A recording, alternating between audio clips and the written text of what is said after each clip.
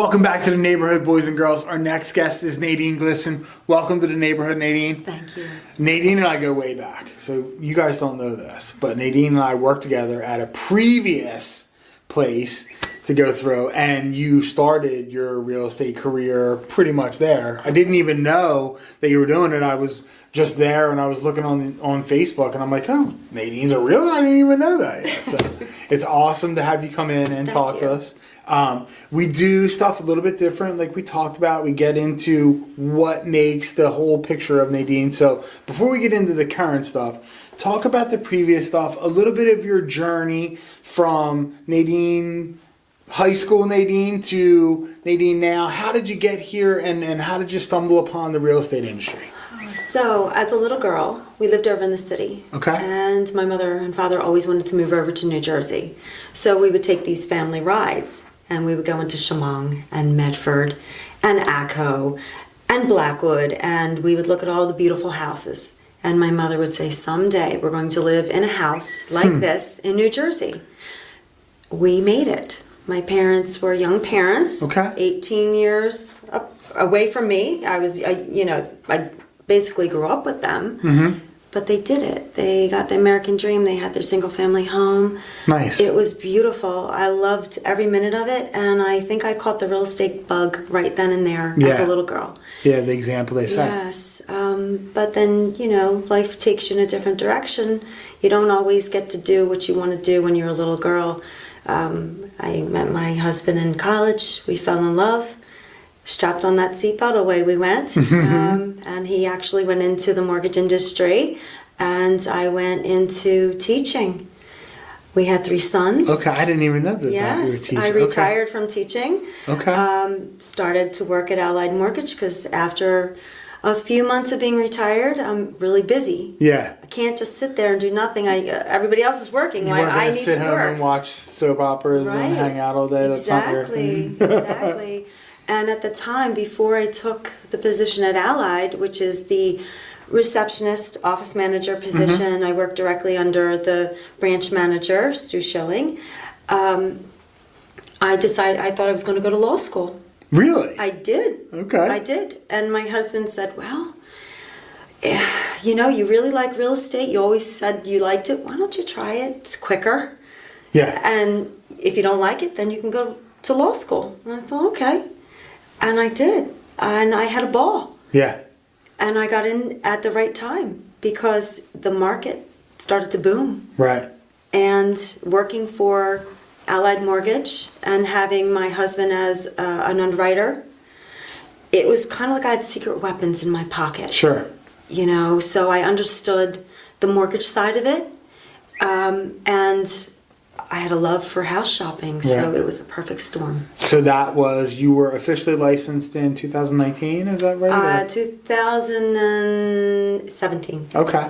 Yeah. Okay. 2017. And now you are on another level now. You're closing a decent amount of business. I see that. Thank you. Yeah. Yeah. How are you getting your message out to people? Are you doing social media? Are you doing advertising? Or how are you getting clients? Believe it or not, I do use social media.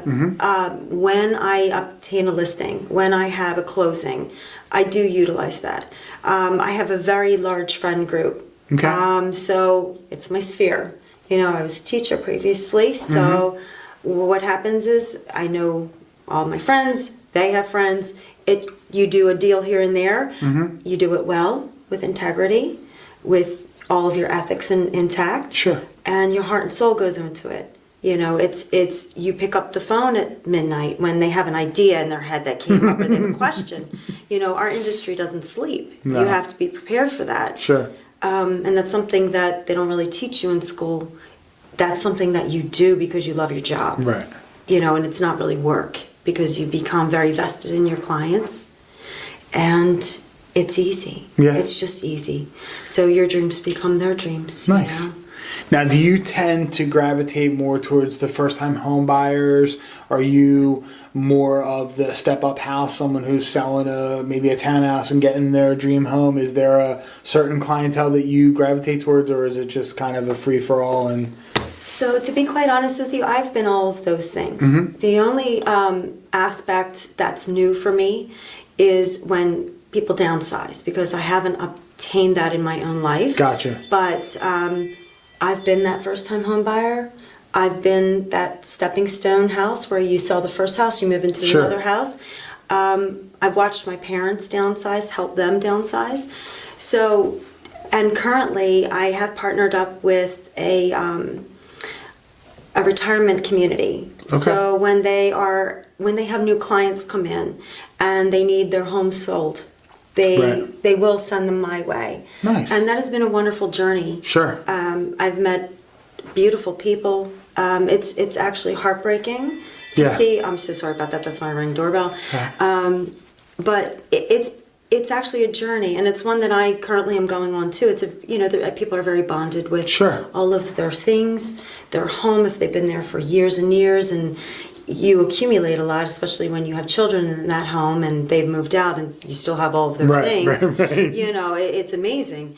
So, and letting go of those things can be very challenging. So this is the new path that I'm on with my company, with my real estate, and Nice. and I actually love it. It seems like Love it. you make it feel like it's so much more than selling a house. You know what I mean? Oh, Like it you're is. really getting into the person's mind, and you're really holding their hand and walking them through a transaction, which is not the norm. Not to say Right. anything bad about realtors, but that many realtors are not looking that deep into the service part of things. Most of Yes. them are transactional Yes. and going through, and I know that that's not what Yeah. you're. No, to me, when you're buying or selling a home, it is very personal to you, and your dreams can come true. It might not be what you originally thought, but I'm a part of that dream, and it's very important to me that, Sure. that you have happiness. And when I call you 6 months later, you still say to me, "Oh, I love my house. Why don't you come over and see what I've done?" Right. That gives me great satisfaction Sure. and pleasure, and I feel that that is how you get referrals. That is how your name is going to be told over and over again, and somebody's going to say, "Oh, I know this great realtor. Right. I know somebody who's going to really take care of you." Yeah. And that's what I want. And most of my clients have become friends. Sure. They become very good friends of mine. So Have you had a appreciate nightmare that. transaction yet? Have you had one that like halfway through you're like, man, I don't. No, actually, well, I can't say no. Yes, but usually we work it out. Right. I'm not a quitter. To me, this is my job. This is my paycheck. I don't get paid if I'm on the buyer side. I don't get paid until we go to the settlement table. Right. And that is a very strong motivator. Sure. So, and I want to make it as easy and effortless as possible for my clients. So I will do anything I have to make it effortless. And Nice. it's a lot of stress. Every once in a while I get the Yeah. client where the phone rings and now you see the caller ID and the name, and I'm like, Oh, yeah. no, I'm not in. Most of the time I'm like, oh, sweet, I get to find out. But I'm like, oh. Yeah. It's Yeah. definitely, and from that side, mortgage and real estate side, you get to really know when you're looking at someone's credit and their income and their spending habits, and you can see a lot of the trials and tribulations they had. You have to get in more personal than just like, oh, here. It's not like buying furniture and stuff, which I sold in my life, where this is the kind of couch you like, get it and then you're gone. It's so Right. much, and it's always a much lengthier transaction too. There isn't like 30-minute long real estate transactions. You're talking about 60 days, 90 days, 120 days, even longer to go through. So you really get to know Yes. people. Yes, you really do. Yes, you really do. And you have a very hard job because you have to be the person that says, okay, guys, no more credit cards after dinner. You can't put your dinner on a credit card. You have to stop that. If you want the house, Right. you have to reel it in. You have to be that tough love, that guy that gives that tough love. And also, people tend to not tell you the truth and truly. think that you're gonna not find out. Oh no, we're fine. We paid all that. We're all good. Right. The Maury Povich. Well, the credit report says you didn't pay the bill that you Right. said. Oh well, yeah, you're right. I'm like, why are you telling me that? Right. But so you've been doing this for 5 years now. Yes. Let's talk some future stuff. Okay. What are some goals? Some things that you have on your mental checklist? Go to 2025. What are some things you want to accomplish? Some personal goals, some things you'll have in the next 2 years. So, in the next 2 years, well, I'm going to project a little bit more than the next 2 years, just because, my life is a little interesting right now, and things are going to take me a little bit longer to achieve now. But I'm thinking in the next 5 years, I would love to be licensed in Pennsylvania. I'd love to be licensed in Florida, possibly get my broker's license. Okay. So those are some of the goals that I have for myself. I have a couple of friends that think my life is very glamorous. And I'm letting them think that, because I would really like for them to be on my team someday. Okay. So that's another goal, because they're people that I truly love, I trust. I know that once they're in it and they get that real estate bug, it's going to be great. You have that personality, that motherly, caring personality, where I think you would be a good You have called me office mom before, yes. Yeah, I think I did call you office mom. Yes, I did. So I think that you would, that would, in my mind, my guess, that would be the direction that you would go with either some younger agents or some just fresher in the business agents, no matter how old they are.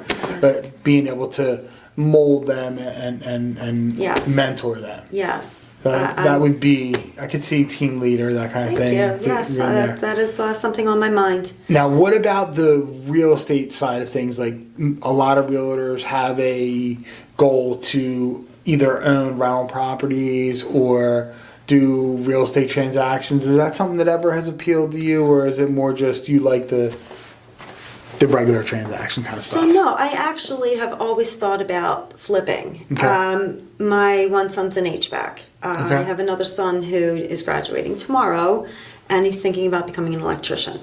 My older son loves construction. It just comes naturally, even though that's not what he does for a living. He's a cook, right? Chef? He is, yes, he is. I remember that. Yes, he's at PJ's in Medford, and your meals are very good there. So he takes great pride in what he does. They all do. They all seem to be following in some way. Financially, as a parent of 3 boys, when you flip, it's a gamble. Yeah, sure. And you have to risk.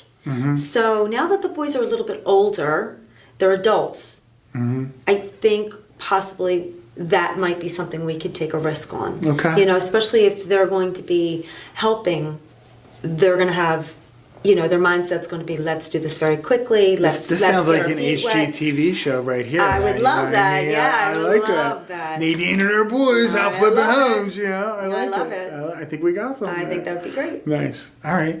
Okay, so now let's go with our personal question to end it out. We're going to go with, you hit the lottery. Oh, hit the lottery. You hit the lottery. Okay. And you won $10 million. Oh, good. That's a good number.